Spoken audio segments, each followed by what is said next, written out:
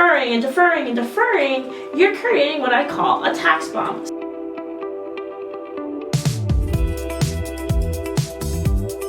One of the things that I like to talk to clients about is tax bombs, right? So we have a lot of clients, they're in SWAT, they have been doing hazmat, all those kinds of things, first responders. So why are you talking about bombs? Well, one, we can relate to it, right?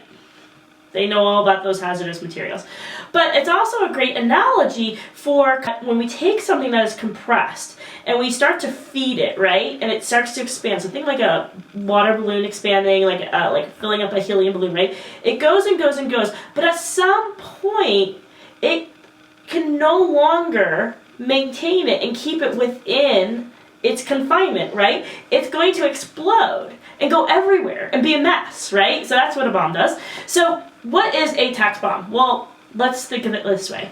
A tax bomb is when you have deferred your taxes for so many years, right?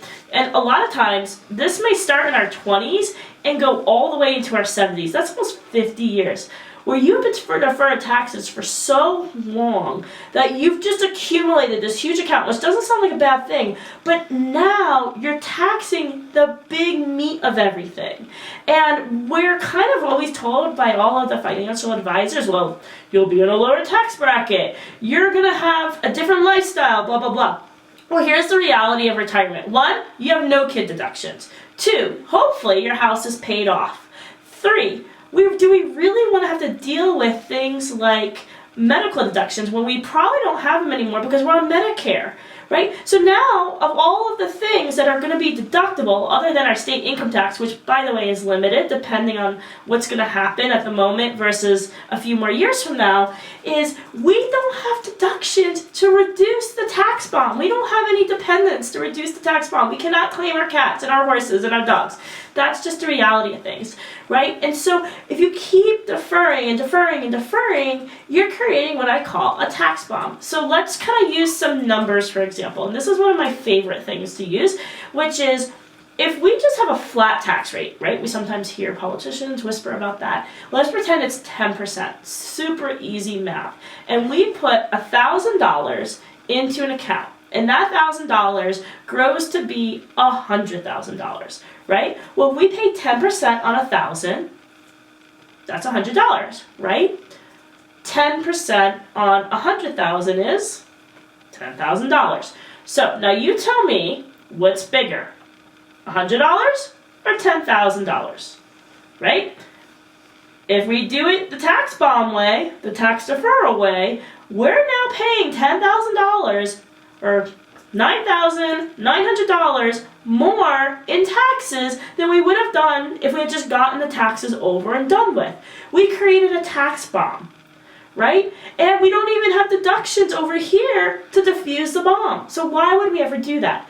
So that's one of the things I always talk to clients about. That's one of kind of the starting points of where we're going with why should we maybe turn off our contributions to our 401k or at least crank them down to only what is matched by our employer, and why we should then start to look to put our money elsewhere so that we don't create this tax bomb. A lot of you guys have already started your tax bomb. I was there too in my 20s. I did it in my 30s. I stopped by my mid-30s, right? So how do we stop the tax bomb? Well, it's really simple. You have a few options. One is just to stop deferring, right? And if it's not at the very, very least matched by your employer, you should stop deferring. What else do? We start to put our money into something that's going to grow tax deferred so that we can accumulate tax-free income for our retirement. And my favorite tool for that is indexed universal life insurance. Okay. Well, Joan, the problem is, yes, I can turn it down to 0. Yes, I can go get the life insurance policy, but I have all this old 401k sitting at another employer. I've got you. Did you know that you don't have to pay the 10% penalty to convert that money? We can actually use something called separate but equal economic payments, right? It's a calculation I would do, and I would help you set up as part of your strategy to convert that money so that we can then put it into your tax-free IUL, Indexed Universal Life, and grow it tax-deferred. Now, here's the catch. Because you've deferred it early on, part of our strategy is we're going to be paying the taxes over that period of time. But by basically diffusing the bomb, right, we're stretching that tax bill over however many years you have, usually to age 59. Generally speaking, we're going to be diffusing that so that we can avoid that 10% penalty. Because if you use separate but equal economic payments, you won't have a 10% penalty. And we're then going to cycle that net of tax money into your indexed universal life policy. Now, many of you will be like, well, but I'm paying more taxes now. I understand that. But the point is to diffuse taxes and to pay less tax over your lifetime. So this is not just the 1 year, 3 year, 5 year goal. This is a lifetime goal of tax minimization. This is how we approach that lifestyle so that in retirement we do not have to worry about taxes. What I would encourage is if you have an old 401k, or if you're wondering like, how do I get through this? This is sounding good. I don't want to pay any more taxes than I legally have to. What I would encourage you to do is reach out. Let us sit there. Let us look at where your assets are, evaluate it, and help you come up with a roadmap to diffuse your tax bill.